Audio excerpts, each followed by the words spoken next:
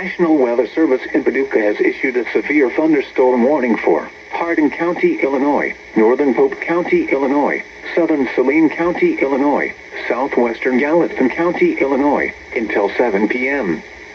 At 6:11 p.m., severe thunderstorms were located along the line extending from 8 miles south of Equality to 6 miles south of Carrier Mills, moving southeast at 15 miles per hour.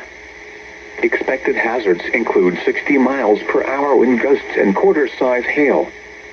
This is a radar-indicated threat. The following impacts are expected. Hail damage to vehicles is expected.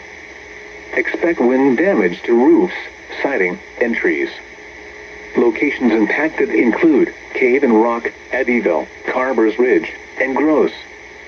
Repeating, a severe thunderstorm warning has been issued until 7 p.m. for the following counties in Illinois: Gallatin, Hardin, Pope, and Saline.